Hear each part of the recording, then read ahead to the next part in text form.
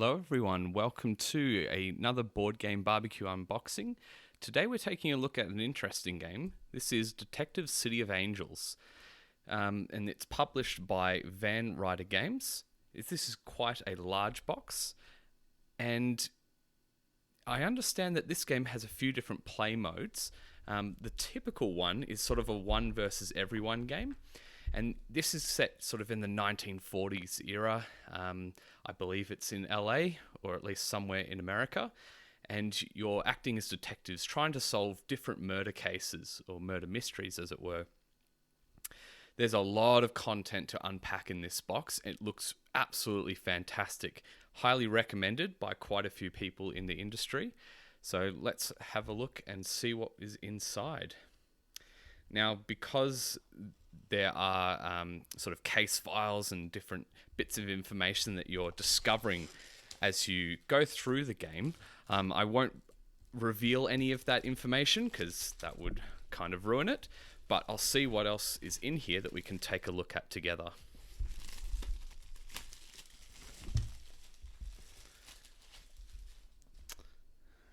Okay, I have to say that this box is really heavy. And the box feels nice and sturdy. It's not flimsy. So really happy with that production quality already. So it looks like here we've got the different cases that you can solve. All nicely packaged in these little boxes. So this one's called The Black King. And we've got one called The Final Strikeout. Really cool. I'll put some pictures in the video in a minute. But there's some really nice artwork, I have to say, on these little case files that you'll be going through. So I don't think I'll open these up just because I'm a bit scared of revealing information that's not supposed to be shared at this point, but they look really cool. So lots of gameplay in there, I can see already. All right. Some tokens. So these would be different characters. I'm not sure whether these would be ones you're playing as. I think this must be characters you're interacting with throughout the different missions or the different cases that you're trying to solve. So I know one of the things that you're doing is there'll be a board, which we'll have a look at in a minute, which you move around and you're trying to get information from different people. And it's sort of a race to solve the case first, from what I understand. And one of the players is sort of running the game as such. And they're sort of feeding information that may or may not be true. So it sounds really cool. I'd love to give this one a go. We'll be hearing more about it from our podcast group, that's for sure. But it's... yeah, so there is a way to play it cooperatively, but the classic mode, as I said earlier, is sort of a one versus everyone else type of game. So there's a few other tokens here that you'll need for the game. It looks like there's some markers, some snitch tokens, and some money as well that you'll need. So those look really nice. Good thick cardboard. Okay, so this must be the board. Okay, it's folded up in quite a number of ways, so I have a feeling this is going to be quite a large board. Let's see if I can show you all the different ways, all the bits and pieces on this board. Okay, this is clearly not going to fit all in frame. This will give you an idea of the board you're playing on. So there's lots of different locations marked with numbers on here. From what I understand, the board is sort of split up into different zones. You can sort of see there's a red zone there's a blue zone that's highlighted here, and you've got sort of south of a river there, a purple zone, and another area there. So there's different areas which you can sort of work within and get information from characters that will be set up on the board at certain points of interest. I believe from some of the information I've looked at already, the first sort of introductory case walks you through nice and easy to get used to the mechanics of the game. I think the first murder sort of happens down here at the Horseshoe Pier.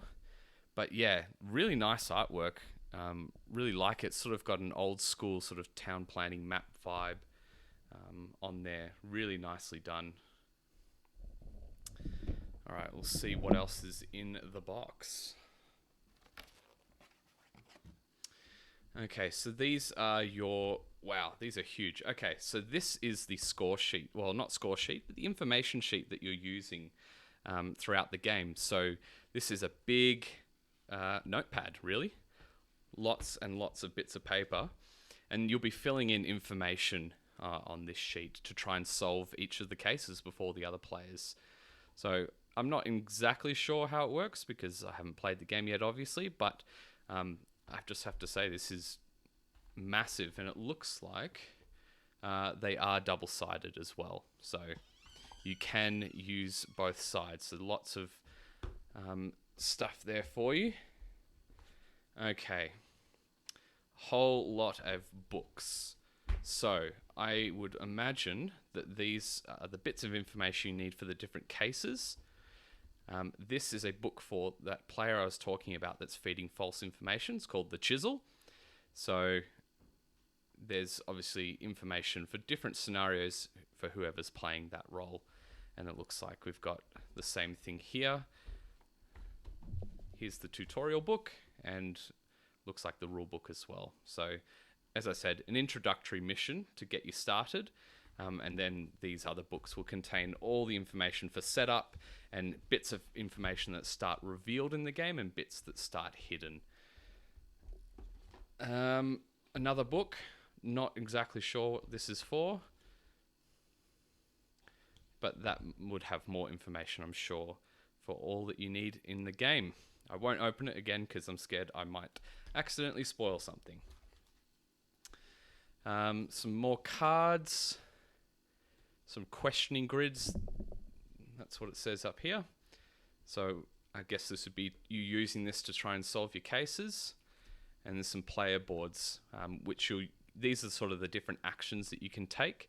So there's moving, questioning, searching locations, searching suspects, analyzing, and kickback. So you have a choice. It's a sort of action selection type of thing, this game, mostly what you're doing, and trying to get that information. So there's a few more player boards there, and another bit that you'll need to set up. And this is probably the last of it, but there's player tokens. Pretty standard, some cubes, and some sort of oval discs here. Again, I'll be putting photos in here. Now these are pretty cool. These are top hat markers. So really, really cool. Nice and sturdy. They're not actually flimsy at all. So very nice. And what good game doesn't have any miniatures? Of course there are miniatures in this game. So let's have a look at those. So these will be the characters that you do play as.